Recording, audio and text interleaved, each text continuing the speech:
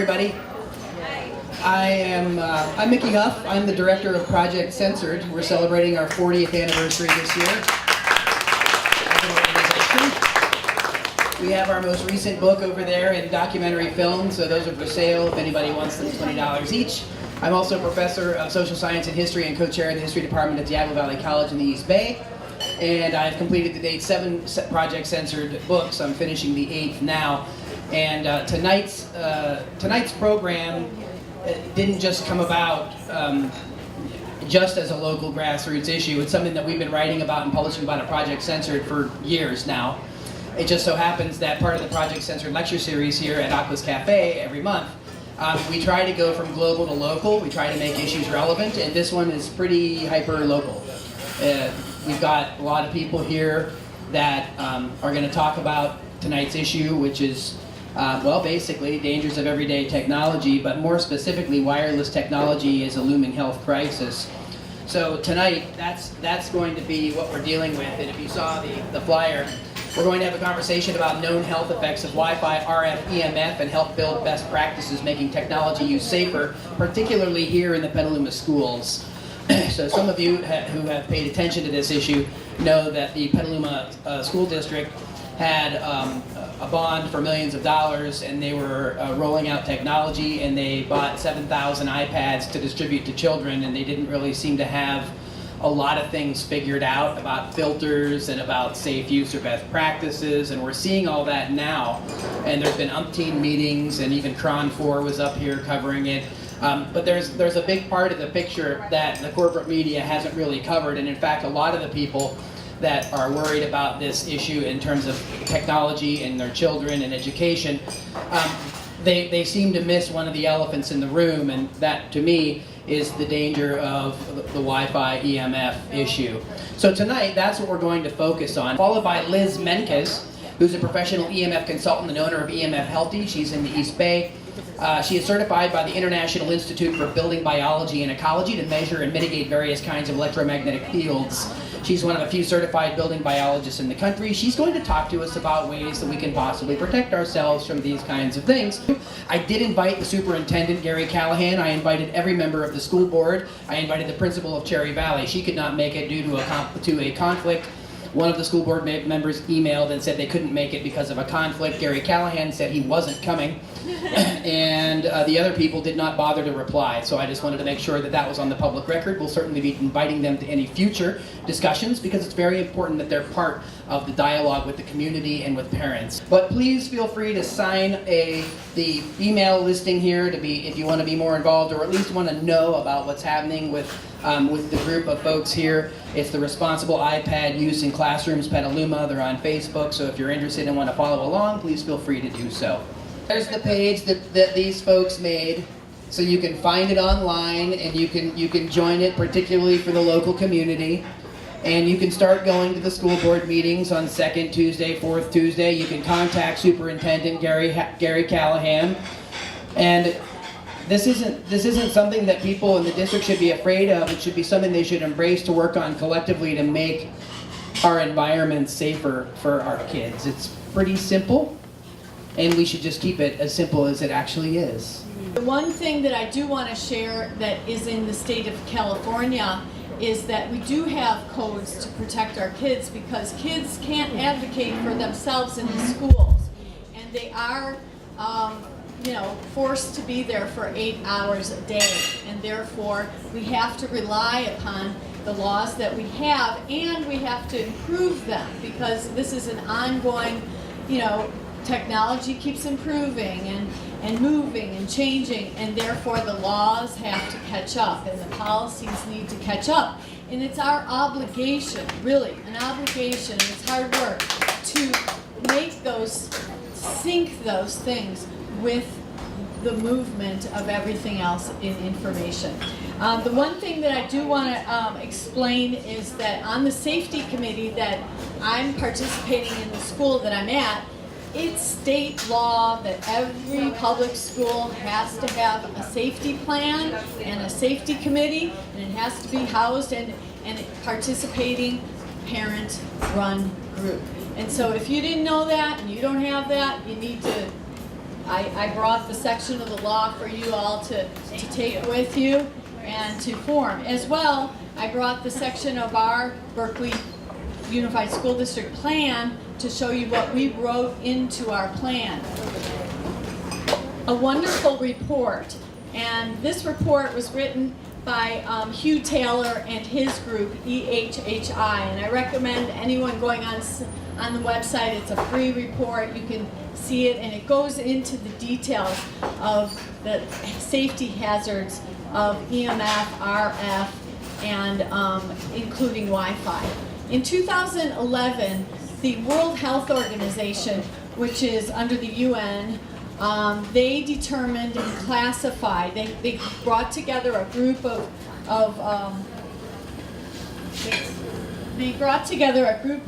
scientists that were experts in EMF, and sorry about that, and this was an international group because it's the World Health Organization. 10 of the scientists were from the US, and you can look them up. And they put together a monograph called Monograph 102, and they determined that it was a carcinogen. They deliberated for more than 2 years, and this has been going on before the 2 years since 2002, and this was 2011 that they finally came through with a 2B carcinogen, the same as diesel, lead, DDT. You know, it's listed up there with a dangerous, hazardous toxin. And they didn't just list cell phones, you know, that type.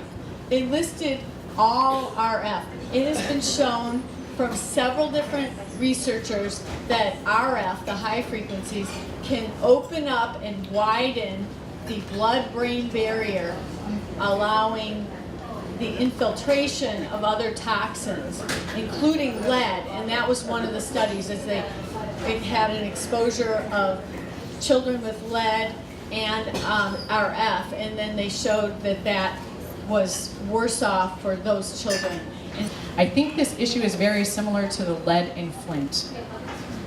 Scientists came very early on and said there are problems. We're seeing high exposures, and those scientists were ostracized and they were silenced and they were made out to be, you know, out of nowhere and everything, until the rest of the scientific community caught up and said, oh wow, this is a problem. And it still took months before the rest of the world put the shined the light on the issue, and the silencing, I should say also, the negligence of the leaders who listened to all the testimony, listened to the scientific information, and ignored it. That's complicity. That's complicity, exactly. It's the same dynamic that's happening in a lot of school board meetings, where they're listening to the risks, and then they're ignoring them, and they're not taking action, and that is putting our children at risk. And currently, the Connect Ed initiative and the tech.ed.gov,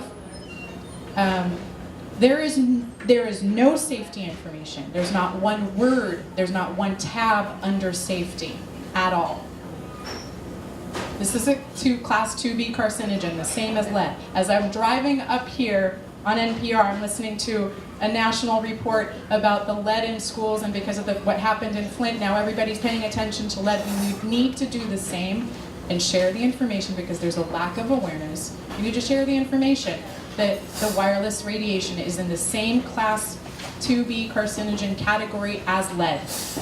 The pushback on that will be, oh, it's the same category as, what is it, pickled? Pepper and Coffee and pickled vegetables. The response to that is the 220 international scientists from 40 countries. By the way, it's 221 now, he keeps adding, right? There's more, I can't remember, there's more now. So 221 scientists from 40 countries did not write a statement about the pickled vegetables or the coffee or these other ones that are in that same category. They've written a statement about the exposure to wireless radiation, and we need to pay attention to that. This was recent. It was, I think, May of 2015, and as of February, there's... And they're pushing for it actually to be a class 1. That's right. Thank you, Kristen. Not enough time to go through all of my concerns. I would, I'm sorry, one more, very, very important one. Right now we are on the cusp. How many of you have a 3rd through 8th grader or an 11th grader in a public school in California? Okay? They will be taking what's called the CASP or the Smarter Balance test. These are SBAC. I've written extensively, you'll see. Over 100 education researchers signed a statement in February calling for a halt, a moratorium on these tests. The tests are not valid, they're not reliable. They fail to meet every basic standard for testing. The same way that the water fails to meet health standards in Flint, Michigan, these tests fail to meet assessment standards. And districts aren't telling parents that they can opt out. Districts are required by law to tell parents that they can opt out, and they're not. They are not. And they're not. One of the reasons to have this, these tests mandated to be computerized is to legitimize the tech purchases, but funneling more of our public tax dollars to Silicon Valley, funneling more to the telecom industry. Many are not purchasing computers with wired connections and laptops and screens, they're purchasing the iPads, therefore legitimizing the Cisco wireless access points. So it's all connected.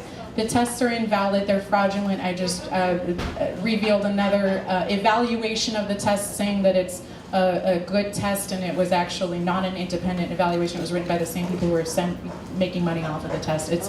So one of the things to keep in mind, they're doing wireless stress tests to ensure that enough of the devices can send the data through the wireless routers. I am hearing anecdotal reports from folks who work in the schools that a lot of the kids are reporting headaches. Please pay attention to this. If you know of a school nurse or anyone. I'm an EMF consultant. I'm certified to measure and mitigate the different kinds of electromagnetic fields in people's homes. And I work with people, many of my clients are electrical sensitive, and many of my referrals come from doctors, and I also work with people who have a variety of illnesses. So I see what's in people's homes, and I'm measuring this stuff, you know, every day I'm going into people's homes. So what I wanted to share with you are just simple things that you can do to keep your home and your family safer. One of the things that people often say to me is they say, it's everywhere, there's nothing I can do. And it's true, it is almost everywhere, but you can control the exposures in your own home. And that's where it's the most important, especially in the sleeping areas where your body heals and repairs itself. So there's several medical organizations that have called for a reduction in exposures. The California Medical Association, the American Academy of Pediatrics, and the American Academy of Environmental Medicine have all come out with letters or resolutions calling for reduction in exposures.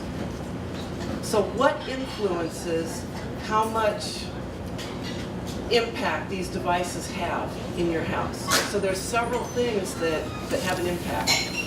First of all, it's how powerful the device is. There's routers come in all different strengths.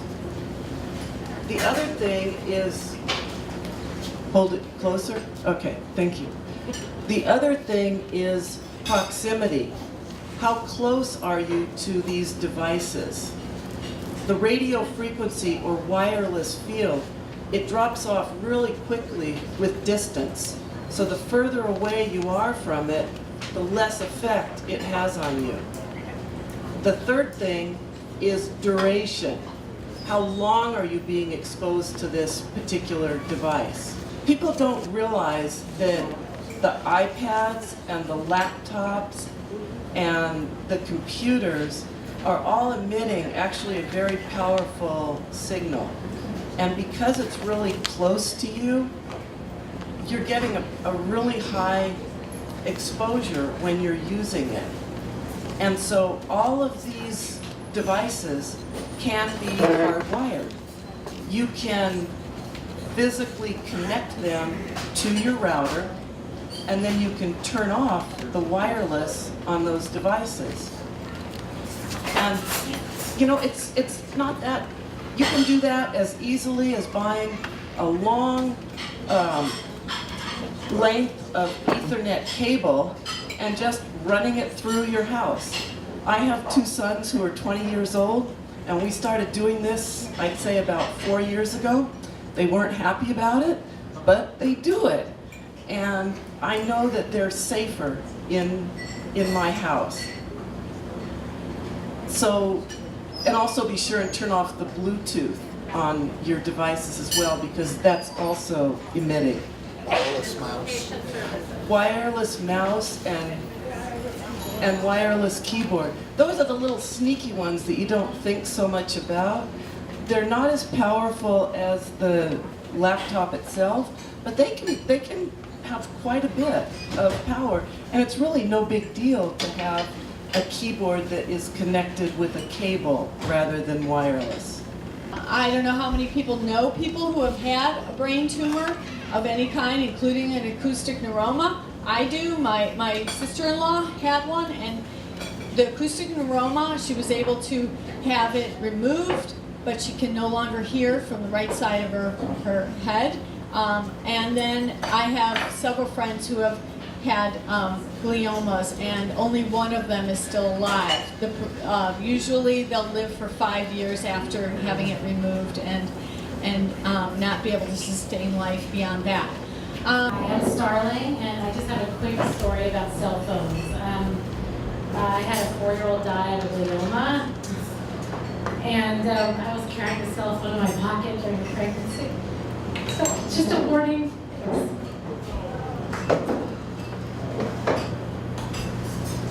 It's real, folks. I'm a teacher in Petaluma, and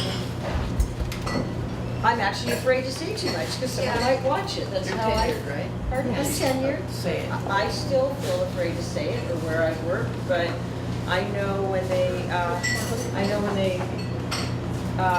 gave iPads to all the students, I was hoping at a district, it was like the day when all the teachers are from all the schools are in the same room, and they're giving us iPads and showing us how to use it, and no one said anything about how to hold them, the antennas, nothing. And I was just shocked that no safety issues were brought up at all. And I felt a little uncomfortable, but in my own classroom, I just told the children, keep them on the tables, because I feel afraid to say too much. Oh. And I feel afraid working in that classroom, and I just want to protect the children. Most people don't realize also, this is a here and now issue. It's estimated that about 30% of the population is moderately sensitive to electromagnetic fields. Thank you very much for coming here.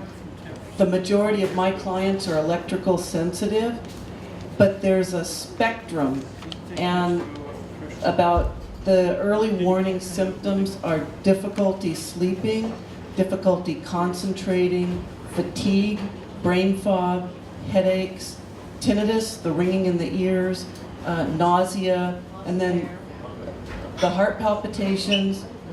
Those are the most common, but especially the difficulty sleeping, fatigue, and difficulty concentrating. This is a great resource. This is a document by Dr. Erica Mallory Blythe. It's a report on electromagnetic hypersensitivity. She's also on Paul's slides, or Oh. slides on the Yeah. Facebook. This is one of the best references I've found to just to these common symptoms. What are the sources? She quotes about 200 sources here. Studies, medical organizations, it just lays it out really, really well. And it's just affecting so many people. I have several clients who are teachers who have become so ill. One of them had to quit her job and go on disability. She can't even sleep indoors at this point. And another one he's looking to find a school that's not as hot. And I've gotten calls from teachers in various parts of the country who are experiencing this. One teacher called me from LA, and she said they had 2 routers in each classroom. Oh, too. And so, and she told me that after they did the upgrade, she couldn't walk into where they did the testing within about a few seconds, she would start to feel like she was burning up. And that's what happened to my clients. One, she would just feel like she was burning as soon when she'd go to the school and be around that router. So it's a long haul for people who get overexposed. Thank you. So, like, every person in this room needs to tell someone. You need to tell 10 people or 20 people. We've been trying to come at this from a very reasonable perspective. We've talked to the principal, we've talked to people, and we thought to ourselves that, you know, why can't we just have a reasonable conversation with a reasonable person to come to a reasonable conclusion? You know, it seems fair, right? It seems like, you know, people who are parents of kids in the school will be able to talk to the administrators of that school and make a reasonable comment about the safety of their children, and will be listened to. And unfortunately, the reality of the situation is that that's not happening. And what we ultimately get is a stonewall, you know? And even when we find a sympathetic ear, we find the principal at Cherry Valley who was sympathetic and listening and understanding.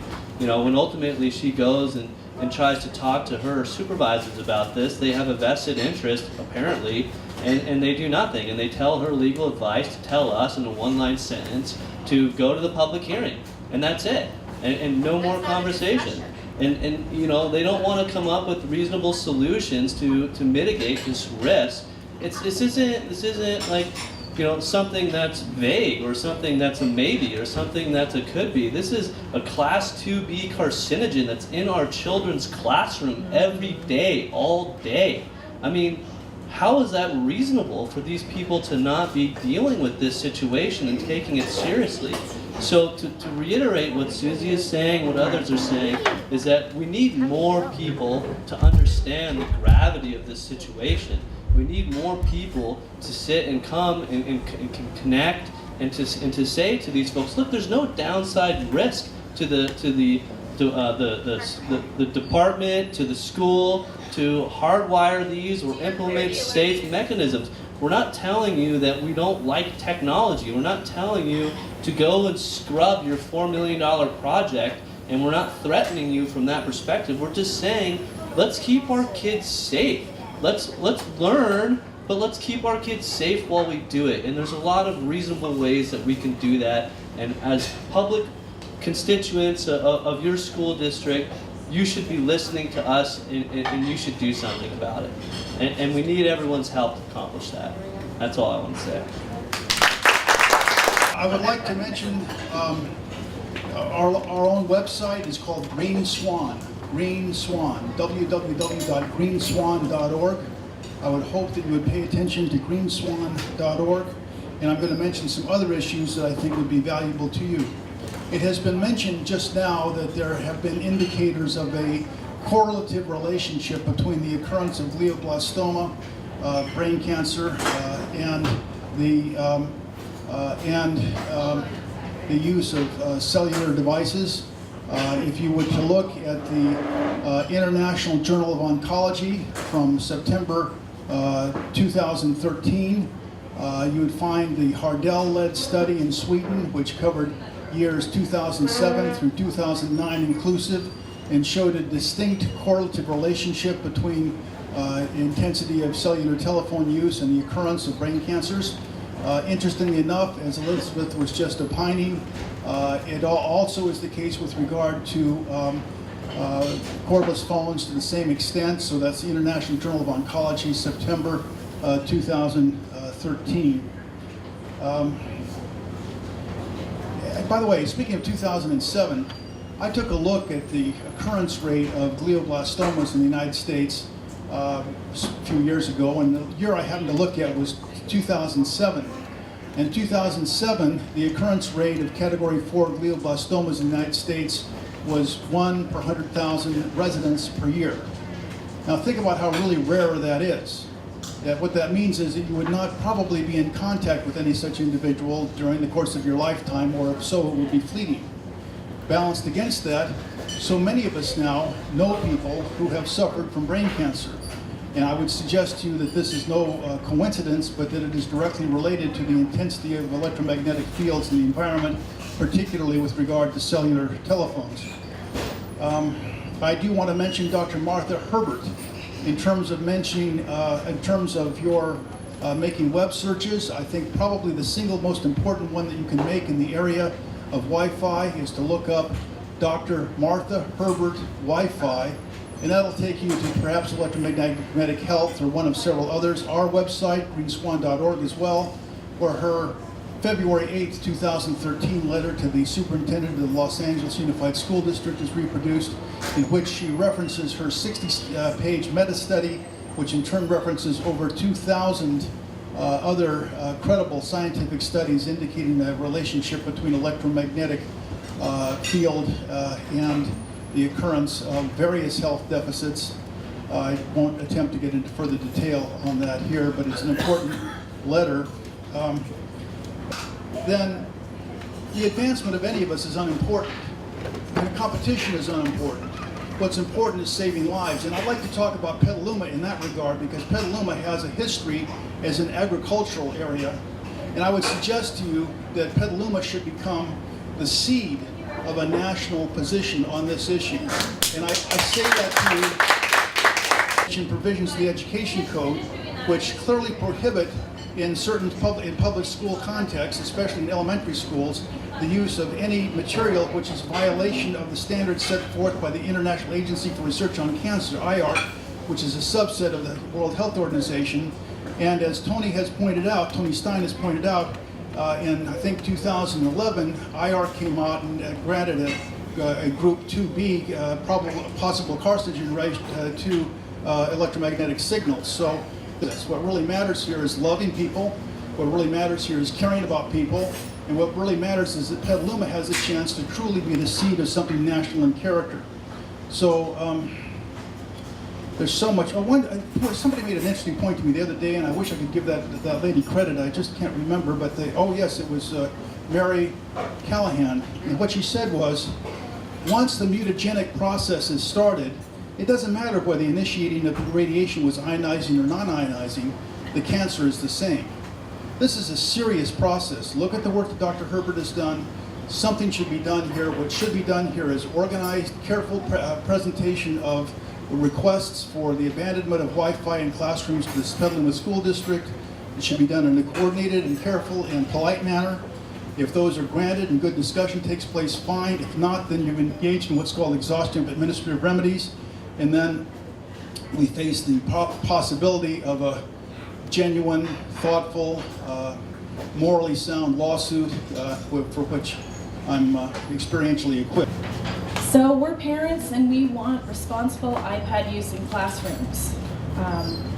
Best practices would be hardwired internet, which you can see in that picture right there. I took that of my daughter. She's hooked up to the Ethernet using an iPad with 2 devices.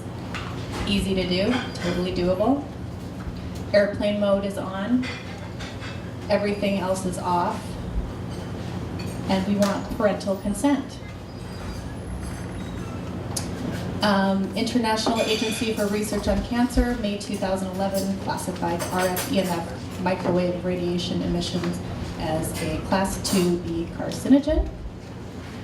Applies to equipment that enable Wi-Fi in schools. This website is also on our Facebook page, and you could look at these slides from there. I think this is really important. The California Education Code 32060-32066 prohibits the use of possible carcinogens in California's K-6 classrooms.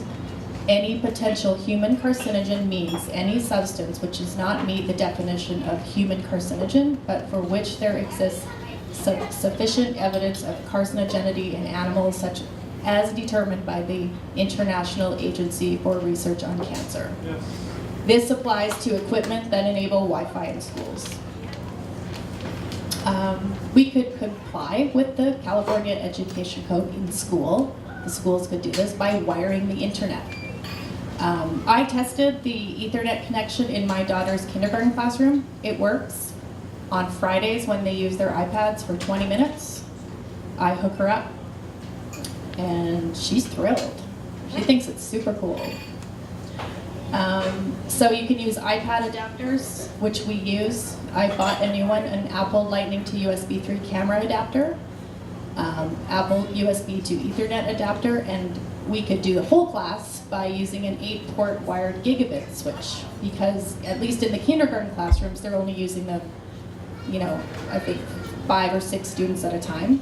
So the gigabit switch kind of is like it's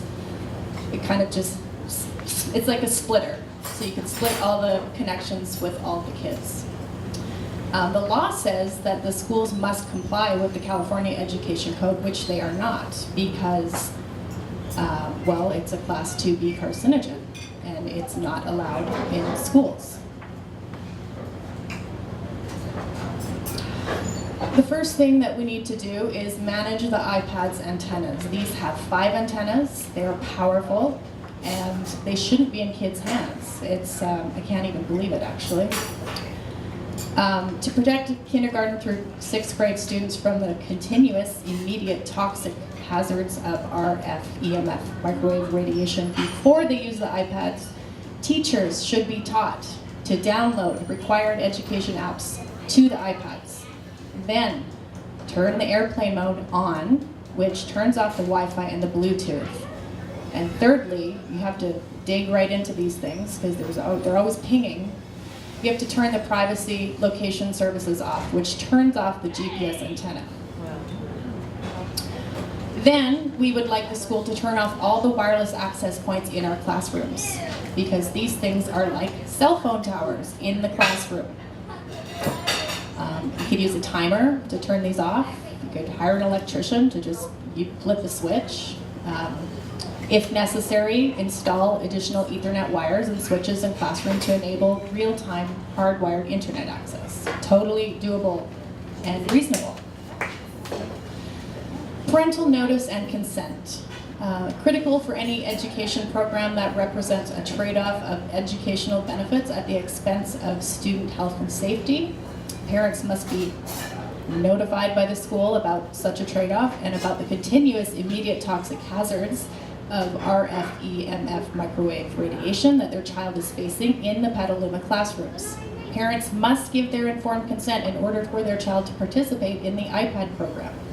For parents who wish to opt out of the iPad program, the school must provide an alternate means for downloading educational content. My home is wired. It was a pretty easy transition. We love technology in our home. We just do it wired, and I keep my cell phone on airplane mode when I'm around my kids as much as I can, and you just do what you can. I mean, you can't be perfect, and you can't beat yourself up, but you do the best you can do to keep your children safe, because that's our job, right? And so when I heard that the $4 million bond, the money was going to go to an iPad per kid starting in kindergarten, Petaluma City Schools, I was pretty upset. For different reasons, educational reasons. As a teacher, that opens up, then you can have 27 kids in your room because you can have half on iPads and give them, silly iPad things that they can do at home. And, there are a whole bunch of reasons why, from an environmental standpoint, it's problematic.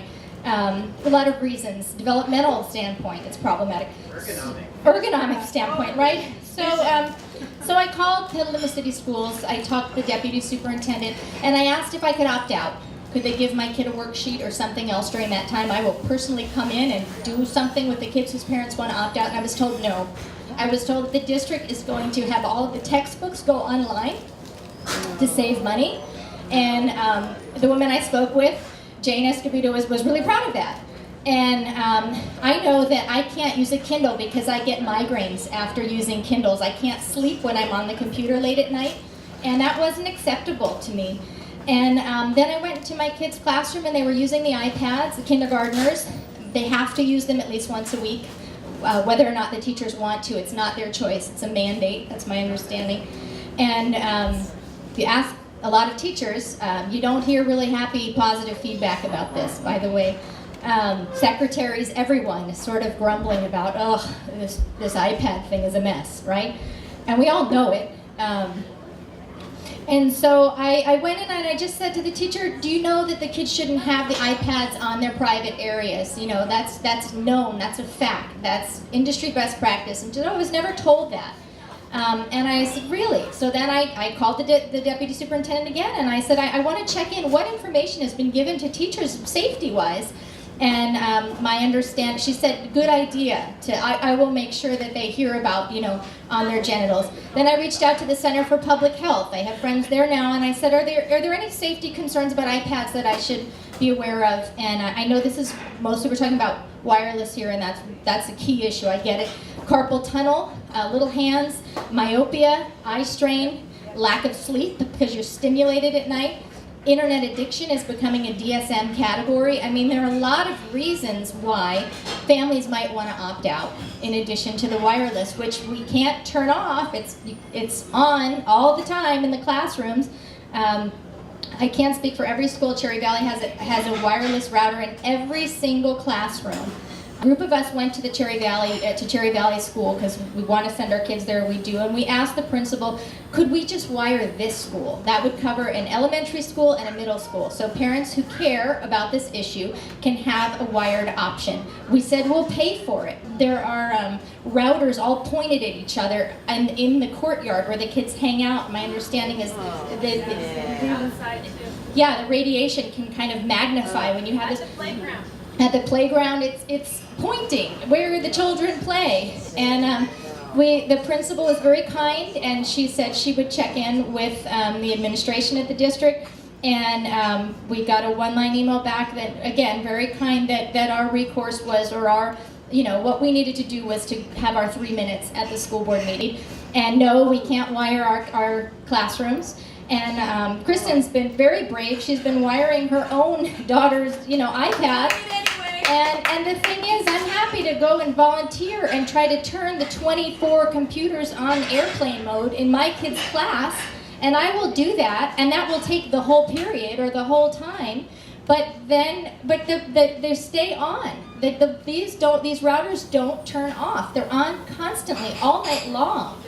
And they're industrial strength routers. They're not this. We could wire an elementary and a middle school. There are things that can be done, and people are leaving Petaluma City schools. If you go to Spring Hill Montessori, if you go to, I'm looking at Live Oak, all the schools that I've been looking at, River Montessori, their wait lists are full. Everyone's applying.